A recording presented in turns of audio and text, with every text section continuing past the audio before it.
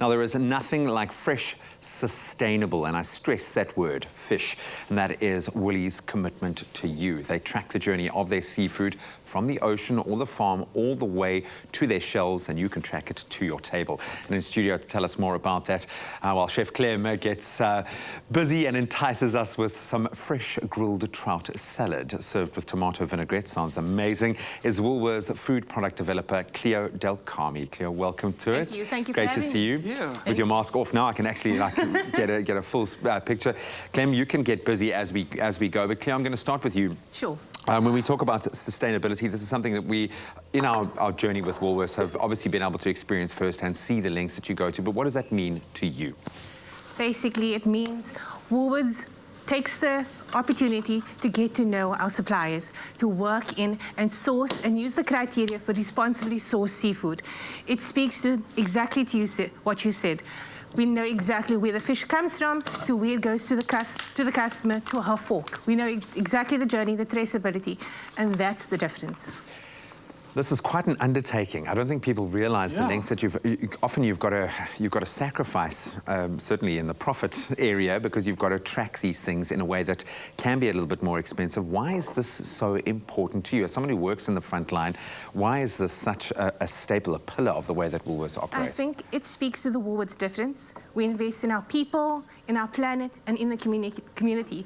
Basically, it speaks to reducing the environmental impact. So that's a huge impact to all of us. And also, it increases the the social and economic factors that comes to play with regards to fishing and sourcing from a local community. Especially fishing. Yeah. Especially fishing. And in the Cape it comes to bear because we know that these are communities, families that are being supported, generations 100%. of fishing families that are being supported. Clem, the vinaigrette is on its way, I'm guessing. Talk us through I'm going to ask you to do that for me. Okay. We roasted some tomatoes with a little bit of olive oil, a little bit of vinegar, salt and pepper. And this is all the natural juices that comes out of the tomato. So, Graham... And roasting a tomato is like activating a tomato. It really is, because you're concentrating the flavour inside the tomato, because there's a lot of moisture there. And we're kind of counting on that water to kind of come out and give us that liquid that we need. So, Graham, I'm going to give this to you, a little bit of salt, a little bit of pepper. You're going to do the NutriBullet thing for me. I will. Then I'm going to swap places with Cleo. You can stand in the middle for me so I can get over this side. I always feel very nervous when I cook with a product and I got the product developer right next to me. I'm like, am I doing it right? Am I doing it right? It's her little baby right here, man. It's her little baby. And I love that, because when you came in, you were like, is it the one? Is it beautiful? Is it? And that's just a passion that you also have when it comes to the seafood that you work with. And I absolutely I don't know love what you call that magical Charlie Chocolate Factory room where the developers get to play their games or whatever, but if you ever have the pleasure of being able to go in there, it's like literally watching a movie come to life, and how crazy the product development is, but the amount of thought that goes into it. And I think when we think about what we eat and we think about sustainability and those sorts of things, seafood does provide a consumer with an opportunity. Why is it so important, do you think, that we do cook more with fish, and especially sustainably sourced fish? Graham, do you know that seafood is the most sustainable seafood or protein out there? I did not know that.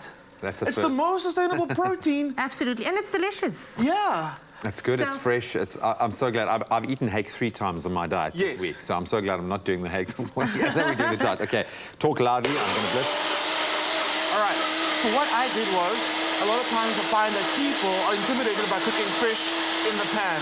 And they're worried about the fact that the skin's going to... Oh, did you get that? Did you get that? I was waiting for you to say something obscene, and then I was just going to cut off at just the right time. So people are intimidated by cooking fish in a pan because they're worried about the skin sticking to the pan.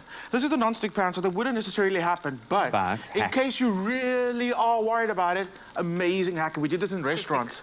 We get a piece of baking paper, we put that down directly onto the dry pan, a little bit of olive oil, and then you put the skin side down. Now, I was supposed to score the skin, and that just makes it also look beautiful and like crispy. But just like this is perfect. It's all you need. And what I like doing is I kind of cook my, I don't know about you, I cook my trout or my salmon like I do with steak. There's beautiful texture, there's beautiful flavors in there. But I sear my trout. You do? Absolutely. I really want that soft pink medium. And that's just testament to the quality of the fish as well. Because if you don't have that high quality, you can't do that. Yes. Absolutely. So what I'm doing is now, I'm cooking it, I'm looking at the sides of the fish and how the color's changing, started going opaque. I cook it for 2 parts on the 2 parts on the skin side, 1 part on the other side. Okay. Once I turn it over, I'm going to let you cook it for like a couple of seconds and then take it out. And there's enough heat in there to cook it through beautifully. I'm nervous. Am I doing it right? Yeah, perfect. Yeah. Absolutely perfect. It's smelling amazing. The consistency of my vinaigrette, does that look all right? That looks perfect. I love that. So if I can ask you just to halve a few of those exotic tomatoes, you can pop it on the plate. So Clem and I had a conversation earlier talking about mussels and how sustainable they are. And it's such a great source of protein. And the fact that they just grow in our backyard. That's in Saldanha, amazing. in the West Coast, most sustainably sourced protein out there. And it's good for you. It is good We for need you. to encourage South Africans to eat locally and embrace our seafood. So I'm going to put myself on a challenge. I'm going to go definitely. You said you've done your seafood challenge already. I've done it this week, and I have to say it's been a challenge, but it's been a good challenge. I'm going to go 3 days. Yeah, 3 days a week seafood. I love it, yeah. While we're celebrating tomatoes, obviously roasted, beautiful, but can we just celebrate this multicolored pack of tomatoes? You know, this has become my weekly buy now. That I love the fact that you've got this pop of color when creating a salad, and each different tomato has a different flavor profile, which is beautiful. I love that. I mean, it's all about eating seasonally and eating with your eyes as well. And as the seasons change, the fact that you see the most beautiful fruits, veggies, produce just appear on shelf, and I absolutely love that. It kind of creates like a change in your palate, keeps your palate active and vibrant with all the change, and I absolutely love that. So, okay, I turn this over, beautiful crispy skin, and again, nothing stuck to the pan, and I love that. Also, the cleanup when you use the baking paper. So easy. So I'm gonna hit it with a little bit of, actually I'll do the lemon at the end, because I like that vibrant pop of Clem, do you need some more tomatoes? That's perfect. Some celery and cucumber. I'm also giving you I can't do cucumber.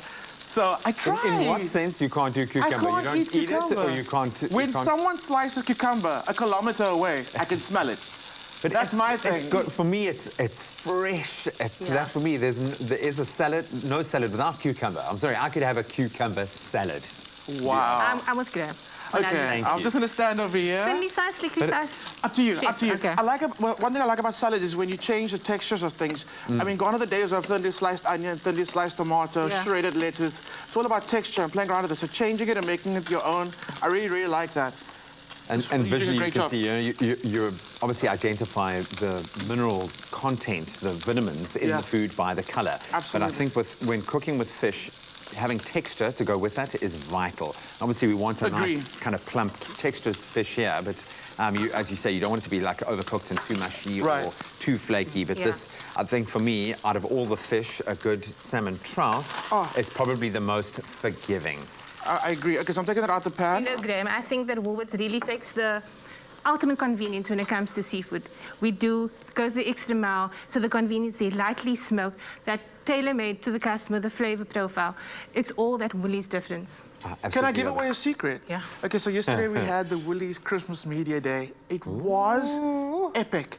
And my favorite product of the day was the trout ribbons seasoned with everything bagel spice. I'm telling you. It's amazing, Graham. I'm telling you, it's coming to shop. You need to try it. That's going to be in your dreams. I know most of his culinary inspiration Guess what you get it for comes in Christmas? his dreams. Guess what you get it for Christmas? Okay, we're going to swap quickly so I can finish this up. Okay, you quickly round it off. Very quick, I'm going to plate this up. I love that salad. There's a bit of avo going on there now, and then I'm going to sprinkle over that dressing. I love, love, love the salad. So yes, I'm definitely doing the seafood challenge next week. I want to look as young and slender as young Richard Spey over here. So that's definitely the plan.